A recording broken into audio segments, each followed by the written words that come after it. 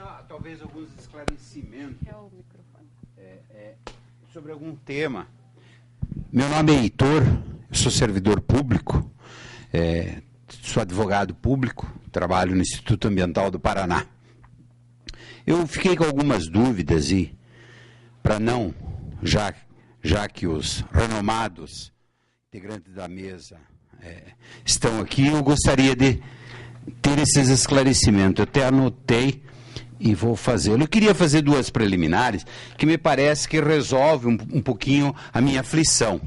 Que é a primeira, é que se a questão do direito administrativo e do direito público, de uma maneira geral, nós aplicássemos sem titubear os princípios e as normas constitucionais, muitas coisas estariam solucionadas no atuar de cada advogado no dia a dia. É que às vezes a gente se preocupa mais com a infra e não se preocupa tanto com os princípios e normas constitucionais. E a segunda questão é uma questão de consciência, e essa questão é individual.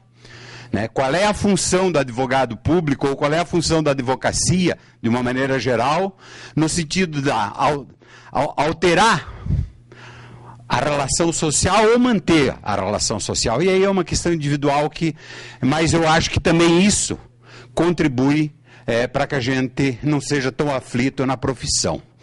Mas o que eu queria colocar é algumas questões que no dia a dia, enquanto advogado, às vezes deixa até sem dormir. E eu fiquei feliz porque o desembargador do Rio Grande fez uma autocrítica corporativa, que a gente às vezes não vê tanto, em relação à magistratura. E eu me sinto no dever de fazer autocrítica também como advogado público.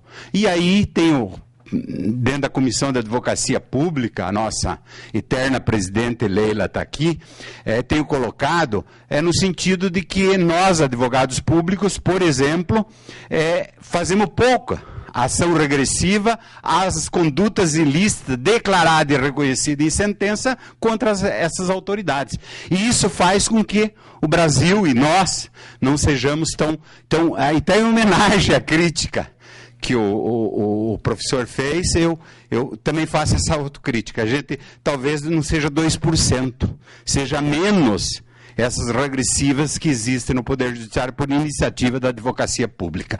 Talvez isso minimizaria tantas coisas erradas, e a gente seria mais nariz empinado no POP, para que a gente pudesse até ser melhor reconhecido. A outra questão é que, com relação à efetividade das normas, que o companheiro, que o professor e procurador do Tribunal de Contas nos colocou. Em relação à efetividade do controle social. E aí não é privilégio da administração pública, mas não há esse. E ao contrário, se cria obstáculo para esse controle social. É incompreendido na esfera administrativa e no direito administrativo. E eu quero citar exemplo. Eu participo, sou integrante de um conselho de administração de uma entidade previdenciária, da Paraná Previdência no estado do Paraná. De 11 membros, nós temos 2. E a justificativa que se usa é que, são todos servidores públicos, ou aposentados, e, portanto, estão representados, vocês são maioria os servidores públicos.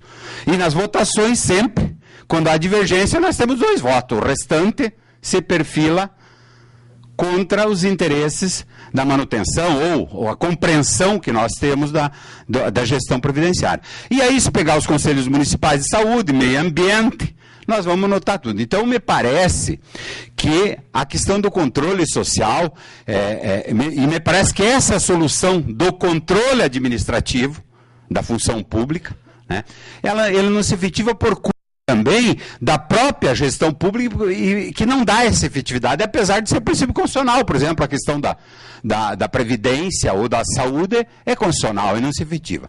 Então, me parece que talvez seja por isso que hoje se discuta tanto a ineficiência do controle feito pelos tribunais de contas. E hoje se pretende, inclusive, a extinção dos tribunais de contas, que no Paraná a gente assiste às aberrações da aprovação de conta por ressalva há 13 anos. Quer dizer, está meio grávida. Quer dizer, então, e aí os prefeitos têm razão quando vão lá, porque com eles é diferente.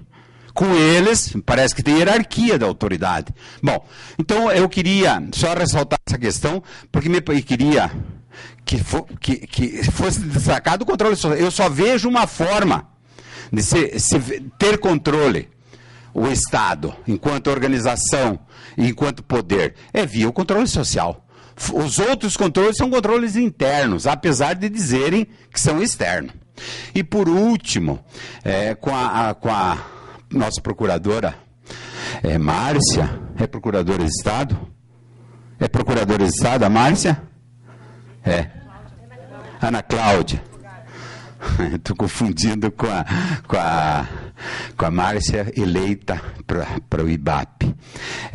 Mas eu queria colocar o seguinte, não dá para defender que atos inexistentes ou ilegais contrários à lei, pela boa-fé ou pelo prazo temporal, se efetivem. E eu quero lembrar aqui que às vezes a gente vê grandes manifestações jurídicas na administração pública. E quero me lembrar de uma que prejudica os servidores, mas sobre a questão do concurso público. Da única forma de ingresso era o concurso público, para ascensão de cargos. Né? Isso foi mudado para atender interesses políticos.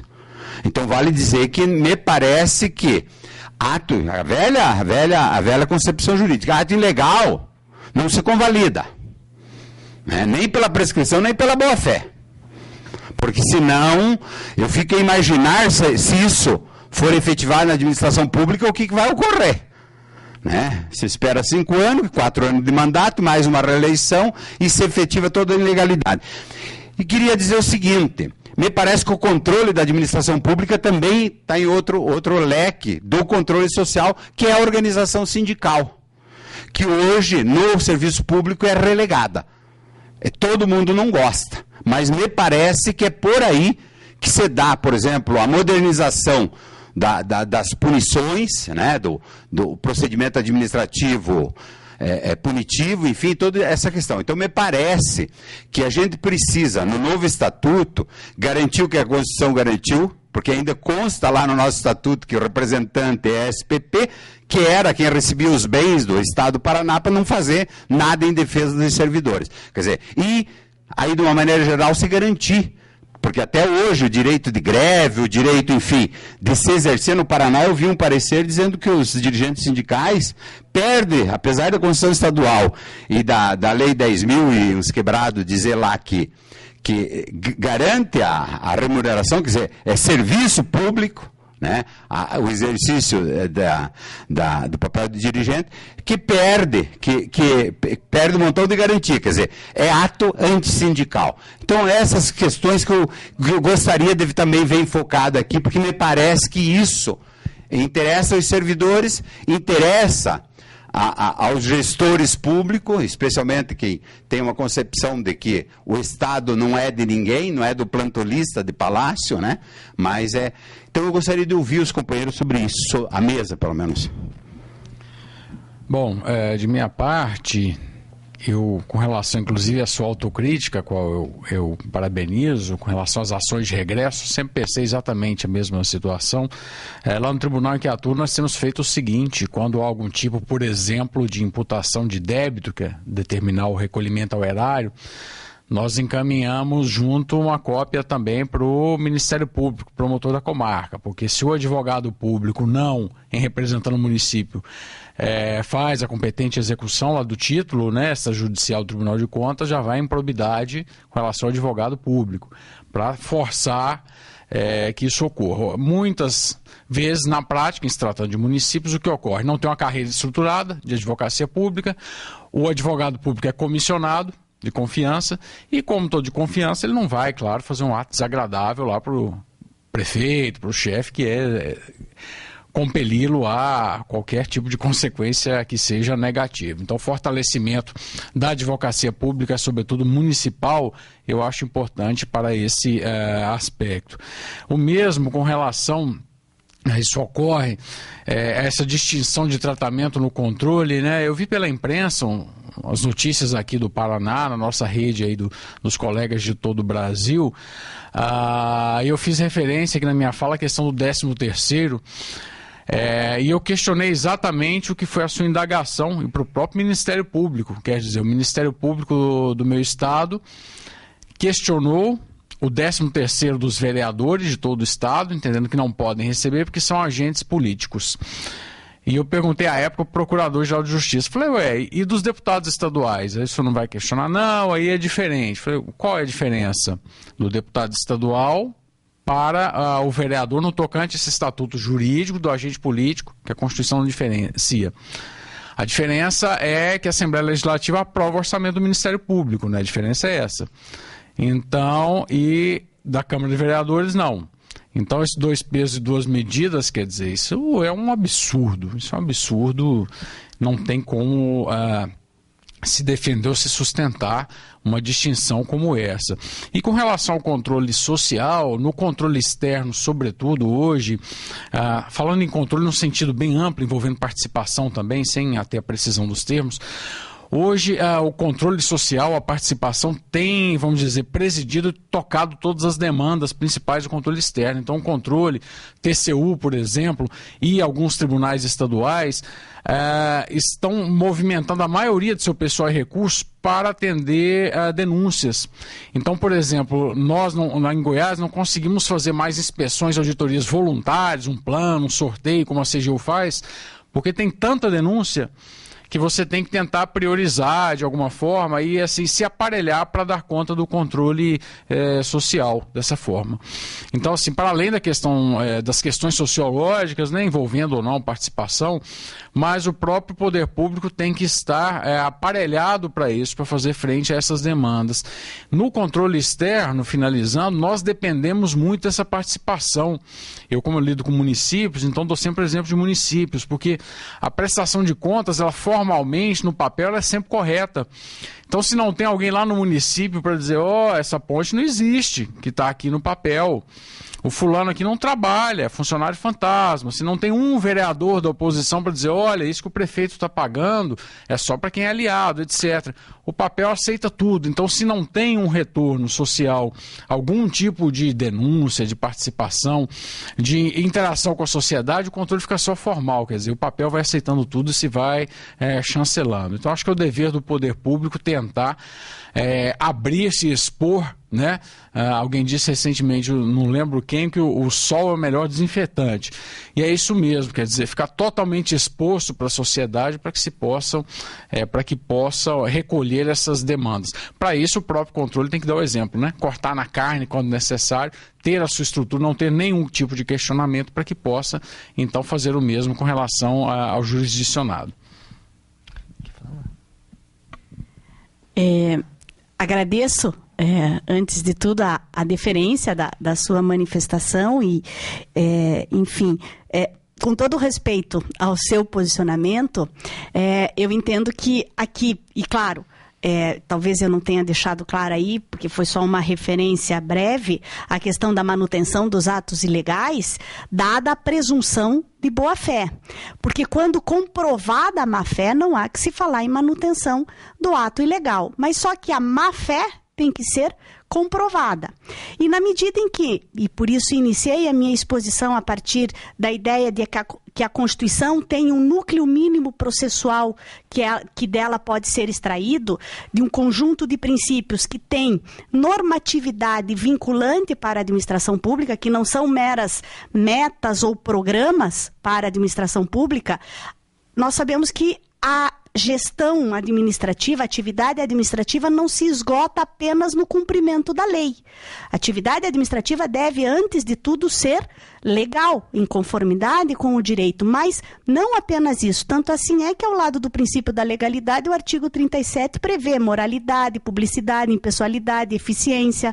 No decorrer do texto constitucional, nós extraímos proporcionalidade, razoabilidade, motivação e também a boa-fé e a segurança jurídica, que são princípios que têm um conteúdo jurídico constitucional e que penso que devem ser aplicados, que são princípios que protegem situações jurídicas consolidadas, ainda que por ato ilegal, em razão da boa-fé que os atos administrativos dos quais, da onde decorre essa boa-fé, que decorre da presunção de legalidade dos atos administrativos. Há duas recentes decisões do Tribunal Regional Federal de Porto Alegre, bastante interessantes, falando da vedação ao comportamento contraditório da administração pública. Não está aqui a se pretender anular ou aniquilar o poder de autotutela, mas que esse poder de autotutela deve ser compatibilizado com o conjunto normativo vigente, que não se esgota na legalidade, né? E, inclusive, invocando a vedação ao comportamento contraditório, que lá no direito civil é considerado como um ato ilícito. Então, também aqui que nós comecemos a refletir sobre esse tipo de conduta, esse comportamento desleal da própria administração pública, que não se pode permitir ou aceitar uma administração de surpresas. Francisco Campos, há muito tempo, dizia: o poder público não é um poder arbitrário e irresponsável, vinculado apenas no exercício do seu poder, dos seus próprios atos. Então, o respeito às garantias que são conferidas em razão do próprio texto constitucional. Então, nessa parte, me perdoe, mas eu não posso concordar com o seu posicionamento, mas agradeço a sua intervenção. Muito obrigada.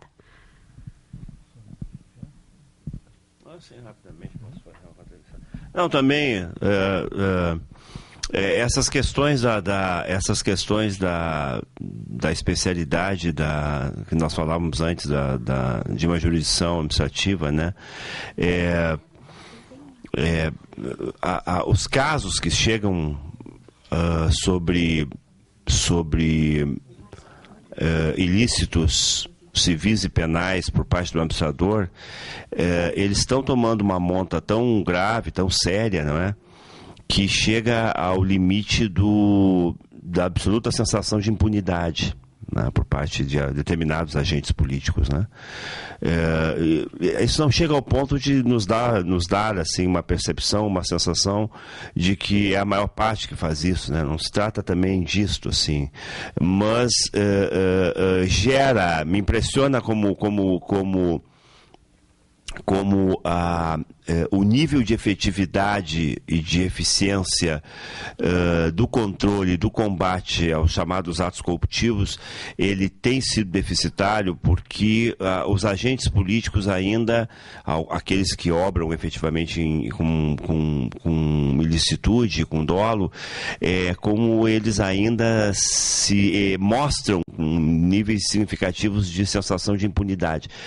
Como nós temos uma competência, o nosso tribunal é o único do Brasil que tem a competência, a quarta Câmara Criminal, que tem competência originária para julgar crimes praticados por prefeitos e vereadores. E nos casos mais complicados, a gente tem procurado fazer a instrução. Quem faz a instrução, portanto, é o tribunal do processo na origem, né? Lá na cidade X, Y, Z. Mas é muito difícil pelo volume de serviço. Então, há um juiz instrutor que faz o processo de coleta da prova, né? Naqueles casos mais complicados, eu pessoalmente gosto de fazê-la. Num destes, ouvindo um prefeito, eu lhe perguntei: mas como é que o senhor explica esses R$200 mil aqui na sua conta? De onde é que vieram? Não houve quebra de sigilo telemático, telefônico, fiscal, bancário? Como é que surgiram? E aí ele não demorou muito, pensou e disse: eu até acho que os meus inimigos políticos depositaram na minha conta esse negócio aí. Acho que depositaram. Digo: sim, mas aí o senhor gastou esse dinheiro? Não teve a cautela, então, Digo: não, o senhor sabe, vai gastando aqui, vai ali, quando vê, o dinheiro vai, né? O dinheiro não é fácil. Mas isso assim, com um ar de naturalidade, de tranquilidade, quer dizer, sem sombra de dúvida que é preciso ampliar os níveis de eficiência e de efetividade desse controle, né? Eu tenho tomado a cautela, meus colegas também, lá na quarta Câmara, nos processos, porque nós julgamos crimes, né? Mas nos julgamentos, nós temos tomado a cautela de dimensionar à exaustão quais são os bens jurídicos violados pelo ato praticado, seja ele de licitatório, seja ele de desvio de finalidade, de verba, seja ele de qualquer outro crime mais específico envolvendo a administração, corrupção passiva, ativa, prevaricação, concussão, enfim. Não importa. Dimensionar bem na decisão judicial quais os bens jurídicos que foram violados, tanto materiais como imateriais, e depois extraindo a ata de julgamento na sua íntegra, com um acórdão transitado em julgado, remeter isso ao primeiro grau, ao Ministério Público do primeiro grau, para verificação de possibilidade de nova investigação, notadamente no que diz respeito ao ressarcimento, porque essas questões, efetivamente, como o senhor disse, passam batida. Concordo com isso, os níveis de busca por responsabilidades ressarcitórias são muito pequenas, né? O que até poderia gerar, como disse aqui o Fabrício, caracterização de improbidade em algumas circunstâncias. Mas, por outro lado, o Superior Tribunal de Justiça brasileiro tem uma posição majoritariamente conformada sobre o fato de que, para caracterizar o cometimento da infração disposta no artigo 11 da Lei de Improbidade Administrativa, que trata de princípios constitucionais, é preciso que o agente político tenha agido com dolo, porque com culpa não caracteriza. O administrador público que não tem dever de cuidado na gestão pública não poderia ser responsabilizado por violação de princípio da administração. Bom, mas aí é o fim, aí tem que rasgar a Lei de Improbidade Administrativa toda. E essa é a jurisprudência maciça do Superior Tribunal de Justiça. É a mesma coisa que dizer não se aplica essa norma. Porque atribuir sentido a uma conduta com ausência de dever de cuidado, isso se aplica a 90% das gestões públicas em determinados segmentos por incúria, por habilidade técnica, por falta de conhecimento adequado para o exercício da função. Não se pune ninguém pelo 11. Levanta a jurisprudência para ver. Isso é uma vergonha. A gente tem que prestar conta. Quando sai fora do país, a gente tem que prestar conta. Escuta, e aquele caso de violação de princípio da administração pública para caracterização de improbidade administrativa, quanta gente já foi condenada com isso? O cara tem que fazer muita força. Então, nós temos problemas também aqui de compreensão institucional de determinados institutos, não é? Compreensão institucional de todos os poderes, até o judiciário que deveria fiscalizar e cobrar isso, não é? E cobrar isso. Então essas questões existem. Agora, sobre elas, nós também não temos muita saída. Ah, por quê? Porque o que fazer? Ou você vai pescar, ou continua insistindo com as teses. Ou vai pescar. Né? Eu digo, não vou pescar, larguei o jogo, a toalha. Porque não tem muito, né? A crítica é necessária, é permanente, tem que voltar à tona. Né? Um dia desse eu encontrei há muito tempo que não vi um colega e tal, fui encontrar ele em um outro estado até. Porque as instituições são muito grandes, lá nós somos 145, né? Eu uns 80 eu conheço, o resto não conheço. E um dia desse, um tempo que não vi um colega, encontrei ele em um outro estado aí. Eu digo, mas tia, mas aí onde é que tu anda? Eu digo, o que tem feito? Eu digo, eu tenho pescado. Eu digo, mas sim, mas não, rapaz, eu já saí de lá, eu nem sabia que o cara tinha se aposentado. Quer dizer, tem uma expressão que eu gosto muito do Mark Twain, que é a democracia cansa, né? Cansa. Ser democrático cansa. Mas não tem saída, porque a outra opção é ser totalitário. Então, nós temos que vencer o cansaço todo dia. Não é fácil. Obrigado, professor Rogério. Bom, em razão do adiantado da hora também, acredito que os palestrantes já estejam cansados. Eu prefiro encerrar, então, a sessão. Eu agradeço a presença de todos. Agradeço também por prestigiar a Conferência Estadual da Ordem dos Advogados do Brasil e convido-os novamente para as próximas sessões, os próximos painéis que ocorrerão no decorrer do dia e também amanhã. Então, muito obrigado, agradeço novamente os palestrantes, agradeço o conselheiro Emerson Gabardo, que relatou aqui o evento e declaro encerrada este painel.